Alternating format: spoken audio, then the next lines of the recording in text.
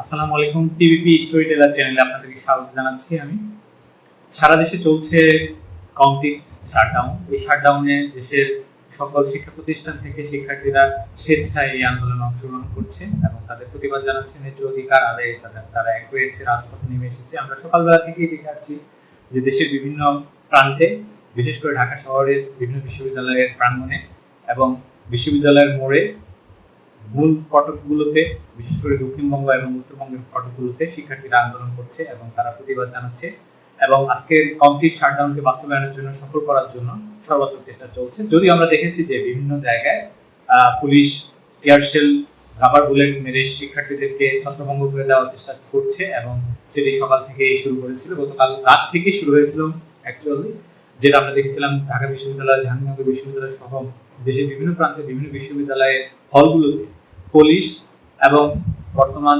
সরকারের ছাত্র সংগঠন ছাত্রলীগ আক্রমণ করেছে এবং বিভিন্ন জায়গায় শিক্ষার্থীদের উপরে হামলা করেছে। অনেক শিক্ষার্থী হতাহত হয়েছে এবং অনেকের আমরা রিসেন্টলি যেটা আমরা খবর পেয়েছি যে একজন নিহত হয়েছেন। আমরা তার জন্য দোয়া করবো, তার মাগফিরাত কামনা করি।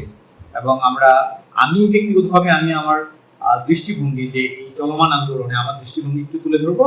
হতে পারে যে আমার এই দৃষ্টিভঙ্গি থেকে কোটা আন্দোলনের সাথে সম্পৃক্ত শিক্ষার্থীরা, আমার শিক্ষার্থী ভাই বোন এবং সহপাঠী, বন্ধু বান্ধব, অনুজ সবাই হয়তো বা কিছু চিন্তার উদ্রেক করতে পারে আমি মনে করি।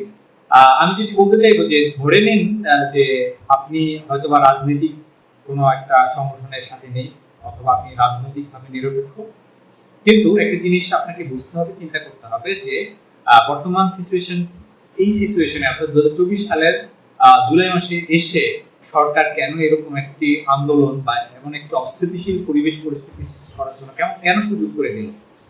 এর পেছনে কি সরকারের কোনো পরিকল্পনা আছে কিনা সেটি আমাদের ভাববার বিষয় রয়েছে এবং ভাবতে হবে, এবং সেই আলোকেই আমাদেরকে কিন্তু সিদ্ধান্ত নিতে হবে। আন্দোলনকে বেগবান করা এবং আন্দোলনকে সফল করার জন্য আমাদের সেটি ভাবতে হবে। যেহেতু এটি একটি সার্বজনীন অধিকার, শিক্ষার্থীদের 2018 সালে তাদের একটি দাবি দেওয়া ছিল এবং আমরা তখন আন্দোলন করেছি, প্রতিবাদ জানিয়েছি।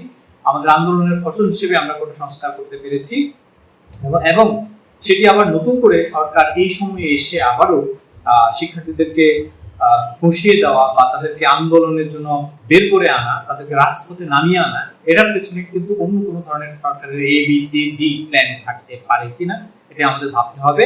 এবং আমাদের এও জানতে হবে, আপনি কোটা যদি সংস্কার হয় অথবা কোটা যদি সম্পূর্ণরূপে উচ্ছেদ হয়, তারপরে কি হবে?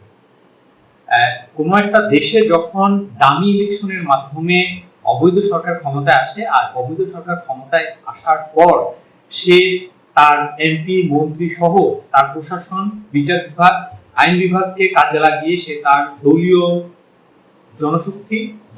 জনশক্তিকে সে প্রশাসনে আনবে, বিচার বিভাগে আনবে, আইন বিভাগে আনবে। এটি স্বাভাবিক এবং এটি বাংলাদেশের মতো দেশগুলোতে এটি হয়ে আসছে। এটা অস্বীকার করার কিছু না, আমরা সবাই জানি।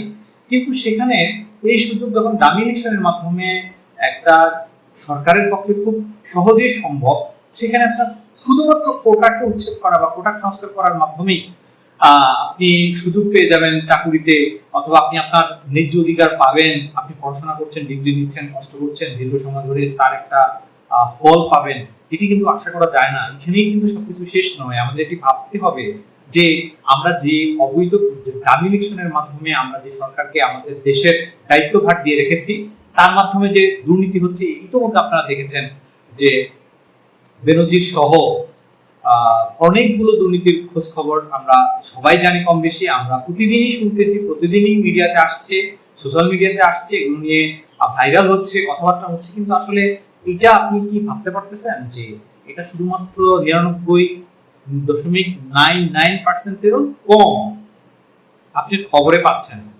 অর্থাৎ আউটে বা ডিপে যেটি রয়ে গেছে সেটি কিন্তু আমরা দেখতে পাচ্ছি না। সো একটি অবৈধ সরকার কখনোই আপনার ন্যায্য অধিকারকে সে প্রায়োরিটি দিবে না এবং দিতে পারবে না, তার সেই নৈতিক জায়গাটি মজবুত নেই। তো কাজেই আমরা কি করব? আমাদের যে আন্দোলন চলছে, আন্দোলন শুধুমাত্র কোটা সংস্কার আন্দোলনের মধ্যে যদি আপনি রেখে দেন এবং এটি যদি রায় হয়ে যায় যে হ্যাঁ আন্দোলনে আপনার পক্ষে আসছে, হয়তো বা 10% কোটা বহাল রয়েছে, বাকিগুলো উঠিয়ে দেওয়া হয়েছে। এখন শিক্ষার্থীরা তাদের দাবি পেয়ে গিয়েছে, দাবি মেনে নিয়েছে, তাদের যাওয়া শেষ। এখন সে ঘরে ফিরে যাবে, ভার্সিটিতে পড়াশোনা ফিরে যাবে, এখানেই শেষ। এরপরে কি হবে? প্রশ্ন ফাঁসের কথা আপনারা জানেন। পিএসসি প্রশ্ন ফাঁসের যে ঘটনা, আবেদ আলীর যে ঘটনা সারা বাংলাদেশে তোলপাড় সৃষ্টি করেছে, সেটা নিয়ে আমরা কি করতে পেরেছি বা আগামীতে সেটা আমরা কি করতে পারবো? আমাদেরকে যদি বলা হয় যে না, আগামীতে প্রশ্ন ফাঁস হবে না, দুর্নীতি হবে না, এটা আপনি বিশ্বাস করবেন? যে ডামি ইলেকশনের মাধ্যমে তারা অবৈধভাবে ক্ষমতায় আছে, তারা আবার আপনাকে এই আশ্বাস যদি দেয় যে না, আমরা প্রশ্নপত্র ফাঁস করবো না, দুর্নীতি করবো না, করাপ্ট করবো না, হ্যাঁ, এটা কিভাবে আমরা ভেবে নিতে পারি, বিশ্বাস করতে পারি?